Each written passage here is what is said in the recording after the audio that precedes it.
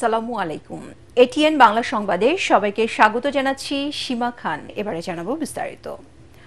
আইন শৃঙ্খলা বাহিনী ও দুর্বৃত্তদের হামলায় গুরুতর আহত গণ অধিকার পরিষদের সভাপতি নুরুল হক নূরের জ্ঞান ফিরলেও আশঙ্কামুক্ত নন বলে জানিয়েছেন চিকিৎসকরা। ঢাকা মেডিকেল কলেজ হাসপাতালের আইসিইউতে চিকিৎসাধীন নূরের চিকিৎসায় ৬ সদস্যের মেডিকেল বোর্ড গঠন করা হয়েছে।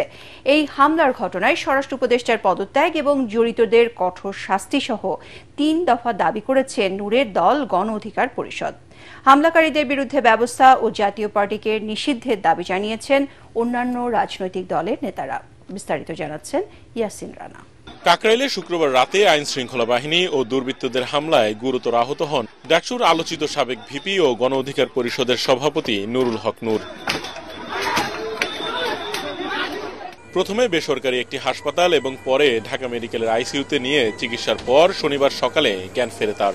তবে মাথায় রক্তক্ষরণ ও নাক ফেটে যাওয়ায় ভিপি নূর এখনও শঙ্কামুক্ত নন বলে জানিয়েছেন চিকিৎসকরা। নুরুল হক নূরের উন্নত চিকিৎসায় ৬ সদস্যের মেডিকেল বোর্ড গঠন করেছে হাসপাতাল কর্তৃপক্ষ। মাথায় আঘাতের সর্বোচ্চ চিহ্ন সাবআরেকনয়েড হিমোরেজ, যেটা ওনার হয়েছে। আজকে সকালে আমরা একটা সিটি স্ক্যান করছি, ওখানে ওই হিমোরেজটা নাই, কিন্তু that haemorrhage is replaced by fluid. এটাকে ব্রেন ইডেমা বলে। এটা আরও খারাপ জিনিস। আমরা এখন আল্লাহ করতেছি এই মাথার পানিটা যদি বেড়ে যায় ওনার এই কনশাস লেভেল কিন্তু থাকবে না। আইন শৃঙ্খলা বাহিনীর সাথে বহিরাগতরাও হামলায় অংশ নেয় অভিযোগ করে ২৪ ঘন্টার মধ্যে দোষীদের খুঁজে বের করে শাস্তির আওতায় আনার দাবি জানিয়েছেন গণ অধিকার পরিষদের নেতারা। যারা জড়িত ছিল আমরা গতকাল রাতে বলেছি ২৪ ঘন্টার ভিতর যেন সরকার তদন্ত করে যারা দোষী ছিল তাদের বিরুদ্ধে যেন ব্যবস্থা নেয়। পুলিশের যারা জড়িত তাদের বিরুদ্ধে তারা ব্যবস্থা নেবে। আমি আবারও বলি, আমাদের উপর কিন্তু সেনাবাহিনী হামলা চালিয়েছে, পুলিশ বাহিনী হামলা চালিয়েছে। স্বরাষ্ট্র উপদেষ্টার পদত্যাগ দাবি করছি। ভিপি নূরকে দেখতে ঢাকা মেডিকেল কলেজ হাসপাতালে আসেন বিএনপির স্থায়ী কমিটির সদস্য আব্দুল মঈন খান। নির্মম এই হামলার সাথে জড়িতদের বিচারের আওতায় আনার দাবি জানান তিনি। ছিলেন এক সময়, তিনি ছাত্র আন্দোলনের নেতৃত্ব দিয়েছিলেন। অত্যন্ত দুঃখের বিষয় যে তাকে গতকাল একটি রাজনৈতিক কর্মসূচি পালনের সময় থানা হয়েছে। মারাত্মক আহত এই বিপ্লবী নেতার চিকিৎসার খবর নিতে টেলিফোনে কথা বলেছেন প্রধান উপদেষ্টাও। এদিকে নূরের ওপর আইন শৃঙ্খলা বাহিনীর হামলার ঘটনায় রাজধানীর বিজয়নগরে বিক্ষোভ ও সংহতি সমাবেশ করেছে গণ অধিকার পরিষদ। সমাবেশ থেকে হামলার বিচার ও জাতীয় পার্টির নিষিদ্ধের দাবি তোলেন বিভিন্ন রাজনৈতিক দলের নেতারা। আমরা স্পষ্ট তথ্য পেয়েছি, ডিজিএফআই আবারও জাতীয় পার্টিকে বিরোধী দল বানানোর একটি চক্রান্ত করছে। এই বিপ্লবের মহানায়কের রাজনৈতিক একটি সংবাদ সম্মেলনে এভাবে পণ্ড করে দেয়া বাংলাদেশের ভাগ্য আকাশে আবারও শকুনের কালো থাবা। দুর্ভাগ্যজনকভাবে হলো সত্য, আজকে ফ্যাসিস্ট মুক্ত বাংলাদেশে এই প্রফেসর ইউনূসের সরকারের আমলে গতকালকের যে ঘটনা, এই ঘটনার দিকে তাকালে আপনারা দেখবেন এটি কোনো হঠাৎ ঘটে যাওয়া কোনো ঘটনা নয়। জাতীয় পার্টি এবং আওয়ামী লীগ এ দুইটি হচ্ছে ভারতীয় রাজনৈতিক দল। জাতীয় পার্টির মাধ্যমে আওয়ামী ফ্যাসিবাদীরা আবারও সক্রিয় হতে চায় অভিযোগ করে তারা বলেন ঐক্যবদ্ধ থেকে ফ্যাসিস্টদের রুখে দিতে হবে। ইয়াসিন রানা, এটিএন বাংলা, ঢাকা। ২৪ ঘন্টা পার হলেও নূরের ওপর হামলাকারীদের শনাক্ত ও আসামিদের গ্রেপ্তার না করায় ক্ষোভ জানিয়েছেন জামায়াত ইসলামী সহ সমমনা দলগুলো। সন্ধ্যায় ঢাকা মেডিকেলে চিকিৎসাধীন ভিপি নূরকে দেখতে এসে দলটির নায়েবে আমির আব্দুল্লাহ মোহাম্মদ তাহের অভিযোগ করেন পরিকল্পিতভাবে টার্গেট করে জুলাই আন্দোলনকারীদের ওপর হামলা চালানো হচ্ছে। এ সময় দোষীদের শাস্তির আওতায় আনার দাবি জানান ভিপি নূরের বাবা ইদ্রিস হাওলাদার। তরিক ইসলামের রিপোর্ট। গতরাতে কাকরাইলে পার্টি অফিসের সামনে আইন শৃঙ্খলা বাহিনীর লাঠিচার্জে গুরুতর আহত গণ অধিকার পরিষদের সভাপতি ও জুলাই আন্দোলনের অন্যতম নুরুল হক নূরকে বিকেলে দেখতে ঢাকা মেডিকেল কলেজে আসেন বিভিন্ন রাজনৈতিক দলের নেতারা। এই সময় ভিপি নূরের উপর হামলায় ক্ষোভ জানান তারা।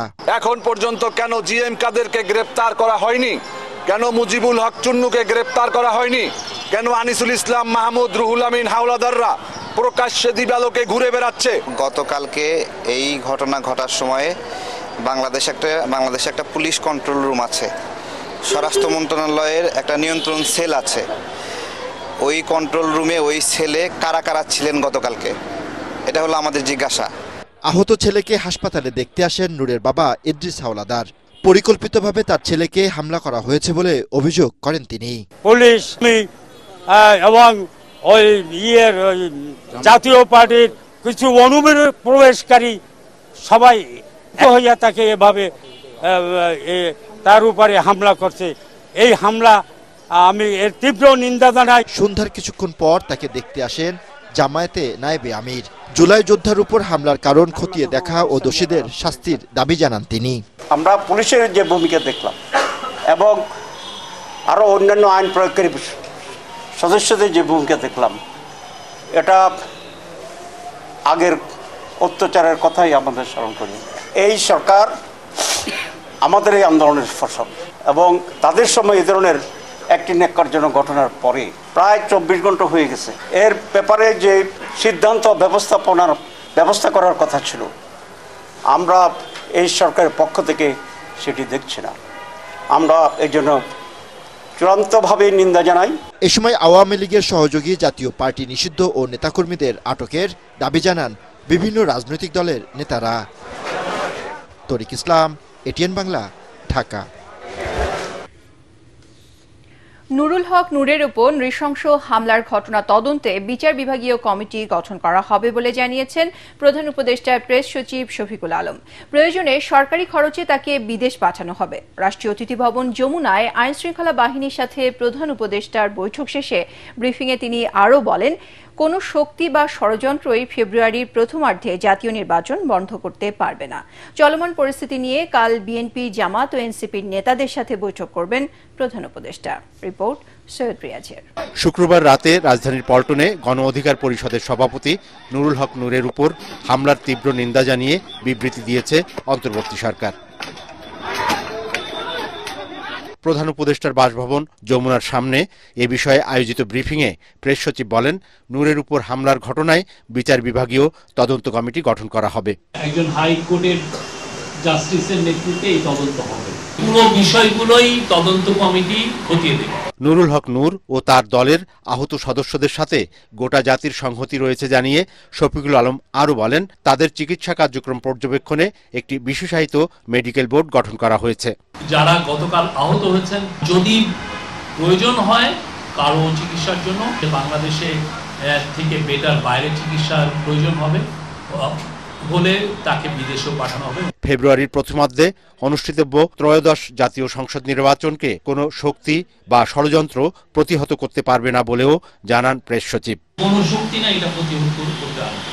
ইলেকশন ঠিক ফেব্রুয়ারির 15 তারিখের আগে হবে, ফেব্রুয়ারির প্রথমার্ধে হবে। ব্রিফিংয়ে জানানো হয়, আসন্ন নির্বাচন ও সমসাময়িক রাজনৈতিক পরিস্থিতি নিয়ে রোববার বিএনপি, জামাত ও এনসিপির নেতাদের সাথে বৈঠক করবেন প্রধান উপদেষ্টা। সৈয়দ রিয়াজ, এটিএন বাংলা, ঢাকা।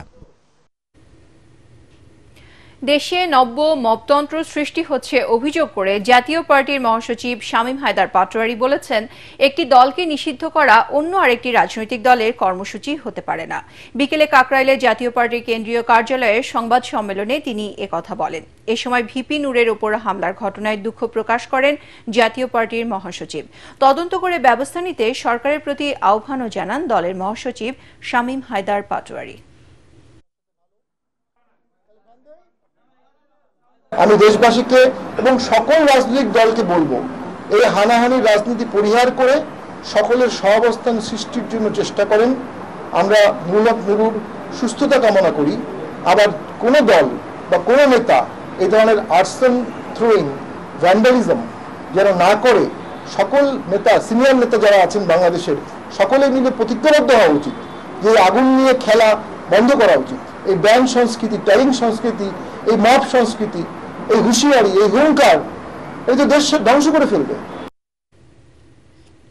নির্বাচনের রোডম্যাপ ঘোষণার মধ্য দিয়ে দেশের মানুষের অধিকার পূরণের সুযোগ এসেছে বলে মন্তব্য করেছেন বিএনপির ভারপ্রাপ্ত চেয়ারম্যান তারেক রহমান। বিকেলে ময়মনসিংহ টাউন হলে জাতীয়তাবাদী ক্ষুদ্র জাতিগোষ্ঠী দলের জাতীয় প্রতিনিধি সমাবেশে ভার্চুয়ালি যুক্ত হয়ে তিনি বলেন, অধিকার প্রতিষ্ঠা ও নিজস্ব সংস্কৃতি রক্ষায় সবাইকে সক্রিয় থাকা জরুরি। জাতি ধর্ম নির্বিশেষে এ সময় সবাইকে গণতন্ত্র প্রতিষ্ঠায় কাজ করার আহ্বান জানান বিএনপি মহাসচিব। কামরুজ্জামান রাজীবের রিপোর্ট। আদিবাসী সম্প্রদায়ের ঐতিহ্যবাহী সাংস্কৃতিক পরিবেশনার মধ্য দিয়ে শুরু হয় জাতীয়তাবাদী ক্ষুদ্র জাতিগোষ্ঠী দলের এই প্রতিনিধি সমাবেশ। ময়মনসিংহ টাউন হলে বিভিন্ন সম্প্রদায়ের মনজ্ঞ অনুষ্ঠানের মাধ্যমে তুলে ধরা হয় ক্ষুদ্র জাতিগোষ্ঠীর ইতিহাস ঐতিহ্য। উত্তরীয় আমাদের আদিবাসীদের ঐতিহ্যবাহী উপহার দিয়ে তারেক রহমানকে বরণ করে নেন আদিবাসী নেতারা। এ সময় তারা বলেন, মূলধারার রাজনীতিতে অবদান রাখতে চায় আদিবাসীরা। এই অঞ্চলে আমরা জানি। অনুষ্ঠানে বিশেষ অতিথির বক্তব্যে বিএনপি মহাসচিব বলেন, নির্বাচন বানচালের চেষ্টা চলছে, উগ্রবাদ ছড়িয়ে জাতিকে বিভক্তির অপচেষ্টা প্রতিহত করার আহ্বান জানান তিনি। তারা বিভিন্ন রকম উগ্রবাদের কথা বলে মানুষকে বিভক্ত করতে চায়, বিভাজন করতে সৃষ্টি করতে চায়। আবার আমাদের অধিকার রক্ষা করার জন্য আমাদের সেই যে লক্ষ্য ছিল যে একটা স্বাধীন বাংলাদেশ গড়ার জন্য, মুক্ত বাংলাদেশ গড়ার জন্য, সেই লক্ষ্যে আমরা কাজ করব।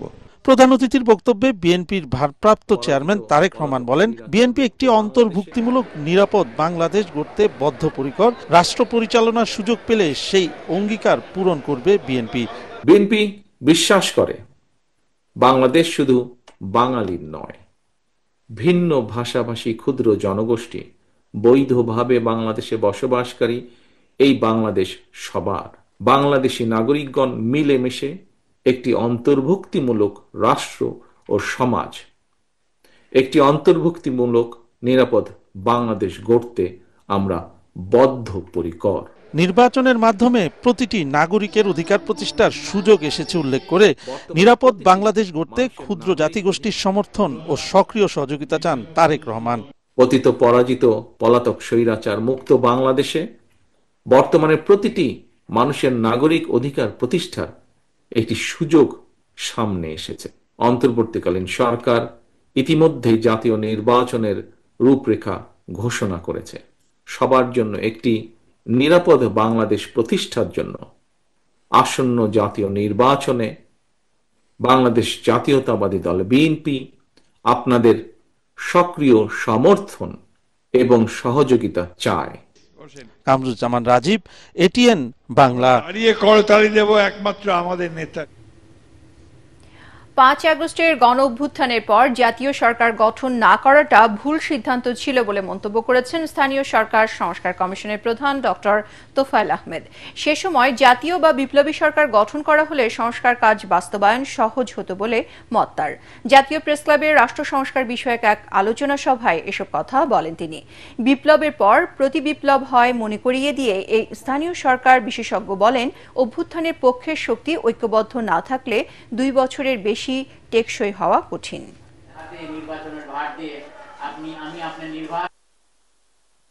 তখনই তো আমাদের রাজনৈতিক দলগুলো সঠিক সিদ্ধান্ত নিতে ভুল করেছে।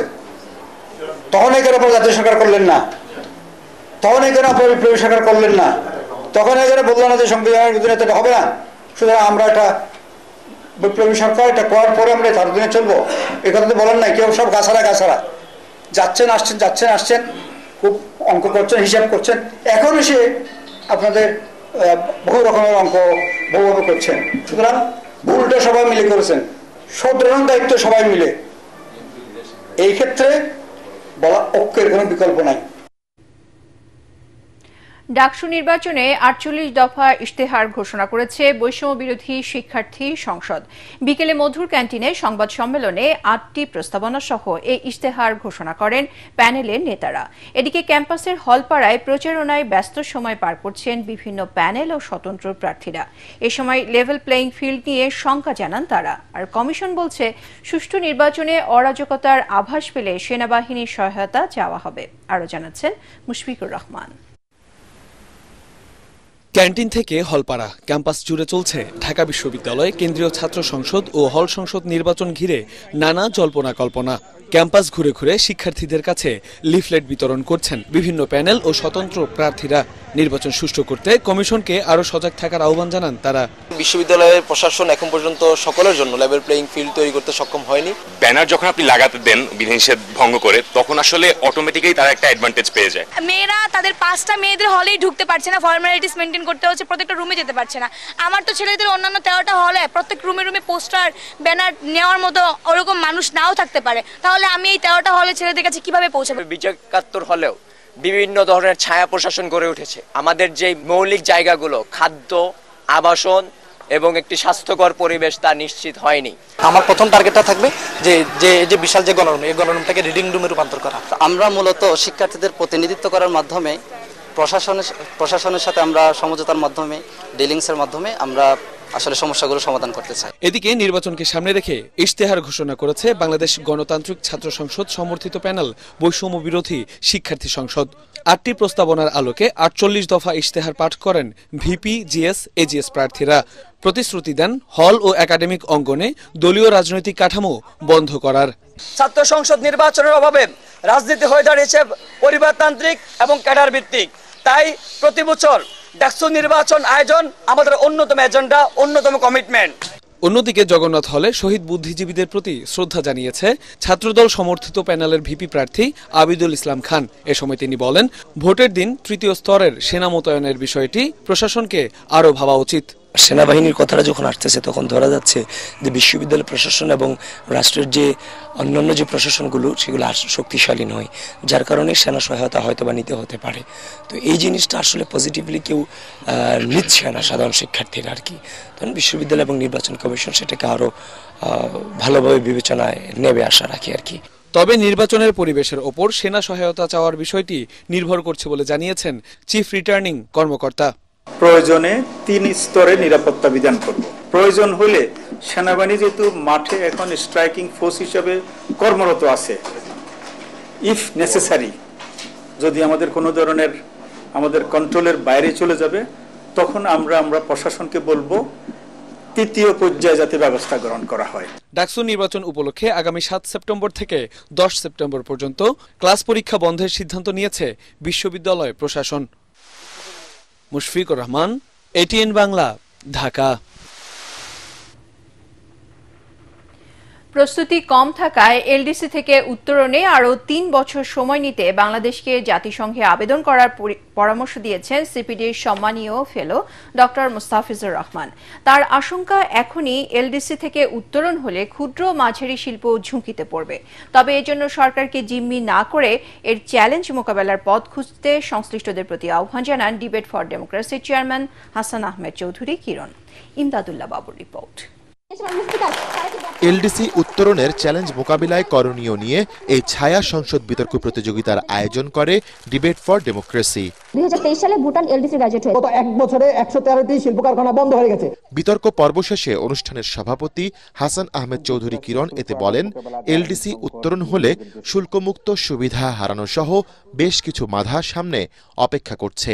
ব্যবসায়ীরা চাচ্ছে 3 থেকে 5 বছর পিছানোর জন্য, সরকার চাচ্ছে এটাকে যাতে সুনির্দিষ্ট যে সময় সেই সময়ের মধ্যে নিয়ে যায়। তো এখন যেটি প্রশ্ন হচ্ছে, যদি আমরা এলডিসি গ্রাজুয়েশন থেকে পিছিয়ে যাই, আমরা কি আফগানিস্তানের মতো একটা অযোগ্য দেশে পরিণত হয়ে যাই কিনা? আজকে নেপালও কিন্তু আমাদের সাথে এগিয়ে রয়েছে। আমরা বিশ্বের যে বিভিন্ন বৈশ্বিক যে অবস্থান, সে অবস্থানে বাংলাদেশ একটা হাসির পাত্রে পরিণত হয় কিনা? প্রধান অতিথির বক্তব্যে অর্থনীতিবিদ ডক্টর মুস্তাফিজুর রহমান বলেন, এলডিসি উত্তরণ করতে হলে নভেম্বরের মধ্যে সরকারকে এর চ্যালেঞ্জ মোকাবিলার সক্ষমতা অর্জন করতে হবে। যারা নাকি বড় আছেন তারা কিন্তু প্রস্তুতি নিচ্ছেন। ট্রাম্প ট্যারিফের পরে তাদের অর্ডার ইত্যাদিও কিন্তু কিছুটা এখন বাড়ছে। এখন কম সংখ্যক শিল্প কারখানাও বেশি রপ্তানি করতে পারে, কিন্তু অনেকে বাজার থেকে হয়তো বের হয়ে যাবে। স্মল যারা আছে, 3000-এর মতো যে এন্টারপ্রাইজ তাদের আছে, তাদের মধ্যে একটা বড় সংখ্যক কিন্তু তারা হলো স্মল অ্যান্ড মিডিয়াম, এবং তারাই সবচেয়ে বড় বেশি ঝুঁকিতে পড়বেন। এ সময় সব পক্ষকে সাথে নিয়ে পরিস্থিতি মোকাবিলার পথ অনুসন্ধান এবং সে অনুযায়ী এখনই কাজ শুরু করে দেওয়ার পরামর্শ দেন বক্তারা। খেয়াল রাখতে হবে, এলডিসি গ্রাজুয়েশনকে সামনে রেখে ব্যবসায়ী সংগঠন বলি, ব্যক্তি বলি, টেলিভিশন টকশোতে বলি, আমরা কোনো অসত্য বিভ্রান্তিকর কোনো তথ্য যদি দেই, তাহলে সেই তথ্য কিন্তু আমাদের দেশের জন্য একটা বড় ধরনের ক্ষতিকারক অবস্থা তৈরি করতে পারে। আমি অনুরোধ করব ব্যবসায়ীরা সরকারকে কোনোভাবে এলডিসি গ্রাজুয়েশন জাতির সামনে কোনো চাপ তৈরি না করে, কোনো সুবিধা আদায়ের জন্য জিম্মি না করে তারা সকলে বসে একটা পন্থা অবলম্বন করবে কিভাবে আমরা এই চ্যালেঞ্জ মোকাবেলাগুলো করে আমরা এগিয়ে যেতে পারি। আমাদের যে স্মুথ ট্রানজিশন স্ট্র্যাটেজি যেটা আছে এটা আমরা যাতে বাস্তবায়ন করতে পারি সেই দিকে আমাদের মূল নজরটা থাকা উচিত। 24শে নভেম্বর 2026-এর আগে আমরা অবশ্যই আমাদের একটা সুপারিশ আমরা করতে পারি জাতিসংঘের সাধারণ পরিষদের কাছে যে আমাদের দেশে বড় পরিবর্তন, রাজনৈতিক পরিবর্তন, আমাদের বড় ধরনের ট্রানজিশন, আমাদের তথ্য উপাত্তের ঘাটতি, এলডিসি গ্রাজুয়েশনকে যে মসৃণ এবং টেকসই করতে গেলে যে আমাদের সমস্যা হবে, এই জায়গাটা আমাদের একটা বড় কিন্তু একটা যুক্তি আমরা দাঁড় করাতে পারি। প্রতিযোগিতায় প্রাইম ইউনিভার্সিটিকে হারিয়ে কুমিল্লা ভিক্টোরিয়া সরকারি কলেজের বিতার্কিকরা বিজয়ী হন। ইমদাদুল্লাহ বাবু, ATN বাংলা, ঢাকা। 3 ম্যাচ সিরিজের প্রথম ম্যাচে সফরকারী নেদারল্যান্ডসকে 8 উইকেটে হারিয়েছে বাংলাদেশ। এই জয়ে সিরিজে 1-0 ব্যবধানে এগিয়ে গেল বাংলাদেশ। শুরুতেই টস জিতে ফিল্ডিং এর সিদ্ধান্ত নেন অধিনায়ক লিটন কুমার দাস। নিজের করা প্রথম ওভারের প্রথম বলেই উইকেট তুলে নেন পেসার তাসকিন আহমেদ। এরপর নিয়মিত বিরতিতে উইকেট হারাতে থাকে ডাচরা। নির্ধারিত 20 ওভার শেষে 8 উইকেট হারিয়ে 136 রান করে নেদারল্যান্ডস। 136 রানের টার্গেটে ব্যাট করতে নেমে প্রথমেই ঝড়ো শুরুর ইঙ্গিত দেন ওপেনার পারভেজ ইমন। ইনিংসের প্রথম 3 বলে বাউন্ডারি হাঁকান এই ওপেনার। 9 বলে 15 রান করে বোল্ড হন ইমন। এরপর উইকেটে এসে মারমুখী ব্যাটিং করেন অধিনায়ক লিটন দাস। 6 বাউন্ডারি আর 2 ওভার বাউন্ডারিতে 29 বলে 54 রানে অপরাজিত থাকেন এই ব্যাটার। অপর প্রান্তে সাইফ হাসান 19 বলে 36 রান করে অপরাজিত থাকেন। এতে 14তম ওভারেই জয়ের দেখা পায় টাইগাররা। 4 উইকেট ম্যাচ সেরা হন পেসার তাসকিন আহমেদ। ক্ষমতায় গেলে স্বাস্থ্য খাতে জিডিপির 5% বরাদ্দের ঘোষণা দিলেন বিএনপির স্থায়ী কমিটির সদস্য আমির খসরু মাহমুদ চৌধুরী। হোটেল সোনারগাঁওয়ে দৈনিক বণিক বার্তা আয়োজিত সেমিনারে তিনি একথা বলেন। অন্যদিকে সরকার গঠনের সুযোগ পেলে দুর্নীতিমুক্ত ও মেধার ভিত্তিতে স্বাস্থ্য খাতে নিয়োগ, বদলি ও পদায়নের প্রতিশ্রুতি দিয়েছেন জামায়াত ইসলামের নায়েবে আমির ডাক্তার সৈয়দ আব্দুল্লাহ মোহাম্মদ তাহের। এ সময় প্রধান উপদেষ্টার বিশেষ সহকারী অধ্যাপক ডাক্তার সায়েদুর রহমান বলেন, দেশের মানুষ সুস্থ না থাকলে সব উন্নয়ন অর্থহীন হয়ে যাবে। অনুষ্ঠানে পরিকল্পনা উপদেষ্টা, স্বাস্থ্য সচিব সহ বিভিন্ন হাসপাতাল ও ফার্মাসিউটিক্যালসের মালিক ও খ্যাতনামা চিকিৎসকরা বক্তব্য রাখেন। আমরা সিদ্ধান্ত নিয়েছি জিডিপির 5% আমরা হেলথ সার্ভিসে বিনিয়োগ করব, আপ টু 5%। এটা কোনো অপশন নাই, we don't have any option but to do that. এবং গ্রাজুয়াল আমরা 5%-এ যেতে হবে। ইকুয়ালি স্বাস্থ্য খাতে জিডিপির 5% আমাদেরকে বিনিয়োগ করতে হবে। দুর্নীতি একটি খুব বড় ইস্যু। যেমন যারা ফার্মাসিউটিক্যাল ইন্ডাস্ট্রির মালিক, তাদের একটা বিরাট অংশ টাকা তাদের ড্রাগস প্রেসক্রাইব করার জন্য ডাক্তারদেরকে দেয়। স্বৈরশাসক শেখ হাসিনার আমলে ছাত্রলীগ প্রতিটি শিক্ষা প্রতিষ্ঠানে ত্রাসের রাজত্ব কায়েম করে শিক্ষার্থীদের জিম্মি করে রেখেছিল, এমন অভিযোগ করেছেন ঢাকা মহানগর উত্তর বিএনপির সাবেক আহ্বায়ক সাইফুল ইসলাম আলম নীরব। তেজগাঁওয়ে মতবিনিময় সভায় তিনি আরও বলেন, হাসিনা পালিয়ে যাওয়ার পর সে অবস্থার পরিবর্তন হয়েছে। এর আগে নীরব সোনালীবাগ সোসাইটির উদ্যোগে মশক নিধন কর্মসূচিতে অংশ নিয়ে বলেন, মানুষের যে কোনো প্রয়োজনে বিএনপি নেতাকর্মীরা পাশে ছিল, ভবিষ্যতেও থাকবে।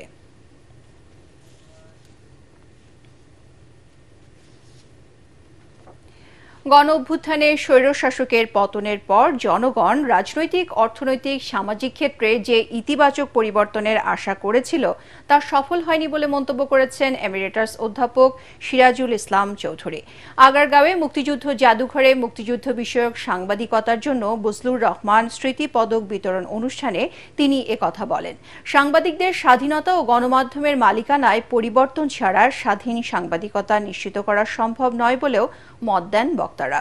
এ সময় তারা বলেন, মুক্তিযুদ্ধ ও ৭১ প্রশ্নে বাংলাদেশের মানুষ কোনো আপোষ করবে না।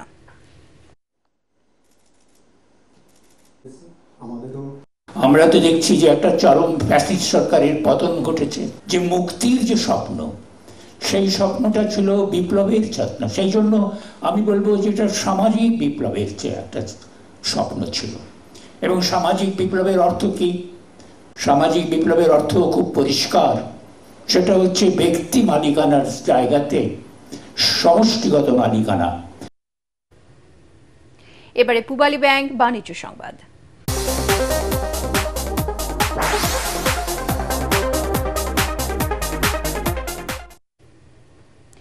বাংলাদেশ মধ্য আয়ের ফাঁদে পড়েছে। এ কারণে দেশে হতদরিদ্রের সংখ্যা দিন দিন বাড়ছে। ব্যাংক খাতে দুর্দশা না কাটলেও লুটপাট কমেছে বলে মনে করেন বিশ্বব্যাংকের সাবেক লিড ইকোনমিস্ট ও শ্বেতপত্র প্রণয়ন কমিটির সদস্য ডক্টর জাহিদ হোসেন। ইআরএফ কার্যালয়ে আয়োজিত আলোচনা অনুষ্ঠানে তিনি এসব কথা বলেন। ডক্টর জাহিদ আরও বলেন, ট্রাম্পের শুল্ক ঘোষণা বাংলাদেশের অর্থনীতির অগ্রগতির জন্য বড় সুযোগ সৃষ্টি করেছে। চলতি বছর চীন ও ভারতে $2.32 বিলিয়ন বাজার বাংলাদেশ দখলে নিতে পারে বলে জানান তিনি। 24-এর তুলনায় 25-এর অবস্থাটা তুলনামূলকভাবে বেশি স্বস্তিজনক। স্বাভাবিকভাবে রেমিটেন্স আর মাথাপিছু আয় আর এক্সপোর্টকে যদি আমি বাদ দিই, তাহলে দেখা যায় যে অ্যাক্টিভিটির ক্ষেত্রে ইকোনমিতে তেমন উল্লেখযোগ্য কোনো উন্নতি ঘটেনি। মাথাপিছু আয় বাড়ছে আর দরিদ্রতার হারও বাড়ছে, ইনইকুয়ালিটিও বাড়ছে। এটাকে যদি আমরা মধ্য আয়ের ফাঁদ না বলি, তাহলে মধ্য আয়ের ফাঁদটা কি? এবারে আল আরাফাহ ইসলামী ব্যাংক অর্থ সংবাদ।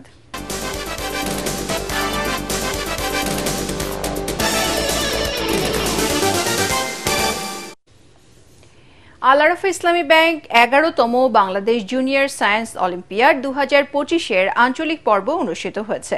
চট্টগ্রামের সিডিএ পাবলিক স্কুল অ্যান্ড কলেজে চট্টগ্রাম অঞ্চলের শিক্ষার্থীরা এই অলিম্পিয়াডে অংশ নেয়। বিভাগীয় পর্যায়ে আয়োজিত আঞ্চলিক অলিম্পিয়াডের মাধ্যমে সারা দেশ থেকে নির্বাচিত শিক্ষার্থীরা বিডিজিএস এর জাতীয় পর্বে অংশ নেবে।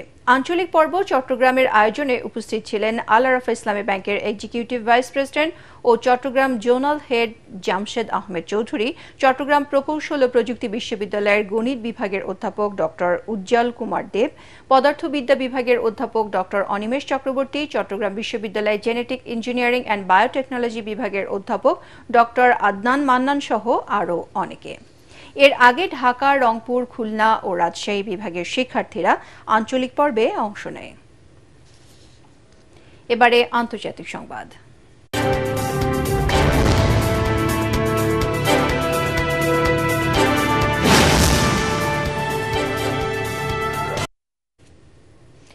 মার্কিন প্রেসিডেন্ট ডোনাল্ড ট্রাম্পের অধিকাংশ শুল্ক আরোপকে অবৈধ ঘোষণা করেছে দেশটির ফেডারেল আপিল আদালত। স্থানীয় সময় শনিবার ঘোষিত এক রায়ে আদালত জানায়, শুল্ক আরোপের ক্ষেত্রে ডোনাল্ড ট্রাম্প যুক্তরাষ্ট্রের ইন্টারন্যাশনাল ইকোনমিক পাওয়ার্স অ্যাক্টের অপব্যবহার করেছেন। রায়ে ট্রাম্প প্রশাসনকে বর্ধিত শুল্ক প্রত্যাহারের আদেশ দেয় আদালত। এই রায়কে চ্যালেঞ্জ করে সুপ্রিম কোর্টে পিটিশন করতে পারবেন ডোনাল্ড ট্রাম্প। ফেডারেল আপিল আদালত ট্রাম্পকে সময় দিয়েছেন। রায়ে আদালত জানায়, আগামী 14 অক্টোবরের পর এই রায় কার্যকর হবে। রায় ঘোষণার শুনানিতে অংশ নেন ফেডারেল আদালতের 11 বিচারক। তাদের মধ্যে 7 জন ট্রাম্পের শুল্ক নীতিকে অবৈধ ঘোষণা করেন।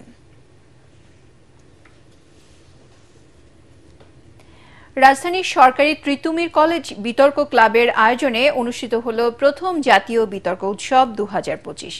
দেশব্যাপী 32টি টিমের অংশগ্রহণে বাছাই পর্ব পেরিয়ে ফাইনালে মুখোমুখি হয় জগন্নাথ বিশ্ববিদ্যালয় ও জাহাঙ্গীরনগর বিশ্ববিদ্যালয়। ফাইনালে বিতর্কের বিষয় ছিল বাংলাদেশে বিশেষায়িত বিষয়ে ইঞ্জিনিয়ারিং ও মেডিকেল পড়াশোনা শেষে সরকারি চাকরিতে ঝুঁকে পড়ার সংস্কৃতির উত্থান। প্রতিদ্বন্দ্বিতাপূর্ণ ফাইনালে চ্যাম্পিয়ন হয় জাহাঙ্গীরনগর বিশ্ববিদ্যালয়।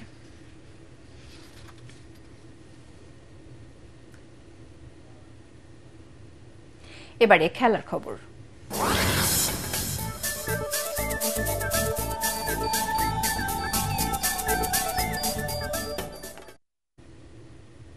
নারী ফুটবলের উন্নয়নে নিয়মিত লীগ আয়োজনের তাগিদ দিলেন জাতীয় পুরস্কারপ্রাপ্ত খেলোয়াড় কামরুন নাহার ডানা।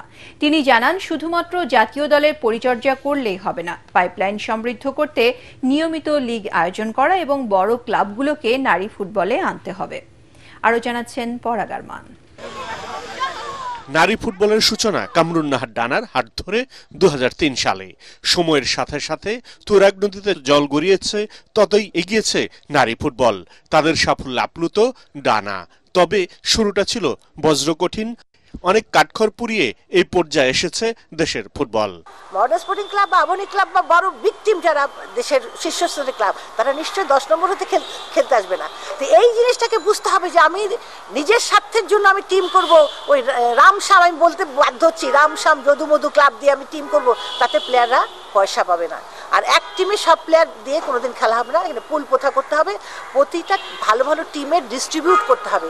যতক্ষণ না পর্যন্ত প্লেয়ার ডিস্ট্রিবিউশন না হবে, পুল প্রথাটা না হবে, বিগ টিম কখনোই আসবে না। আগামী মার্চ মাসে অস্ট্রেলিয়ায় এশিয়ান কাপে খেলতে যাবে বাংলাদেশ নারী ফুটবল দল। তাদের প্রতি শুভকামনা জানিয়ে ডানা বলেন, জাতীয় দলের পাইপলাইন ঠিক রাখতে লিগ আয়োজন করাটা খুব জরুরি। ফুটবলে যেমন লিগটা হওয়া, ক্লাব লিগটা হওয়া উচিত। লিগ হলে ক্লাব কিন্তু টিম করে একটা ট্রফির জন্য, এবং খেলোয়াড়রা তারা যে আর্থিক একটা সুযোগ সুবিধা পায়, এটা ভীষণ জরুরি। কারণ এখনকার সময় যারা খেলতে আসছে তারা কিন্তু ম্যাক্সিমাম নিম্নবিত্ত পরিবারের। আগামী মাসে বিশ্বকাপ খেলতে যাবে বাংলাদেশ নারী ক্রিকেট দল। ফুটবলের পাশাপাশি নারী ক্রিকেট দলকেও শুভেচ্ছা জানান ডানা। মহিলা ক্রিকেটাররা অনেক ভালো খেলছে, আমরা আশা করব তারা বিশ্বকাপে তাদের বিগত দিনে যে পারফরমেন্স সেটা থেকে বেটার করবে, এবং ক্রিকেট বোর্ডও যথেষ্ট পরিমাণ নজর দেয়, এবং তাদের ওই নজরটা যেন আরও বেশি হয়, আরও যেন মেয়ে প্লেয়ার আসে ক্রিকেটে, এবং একদিন আমরা বিশ্বকাপে যেন ভালো করতে পারি সেই আশাবাদ ব্যক্ত করছি। নারী দলকে ধরে রাখতে হলে নিয়মিত লিগ আয়োজন এবং পর্যাপ্ত পরিমাণ আর্থিক নিশ্চয়তার উপর গুরুত্ব আরোপ করেন বর্ষিয়ান তারকা খেলোয়াড় কামরুন নাহার ডানা।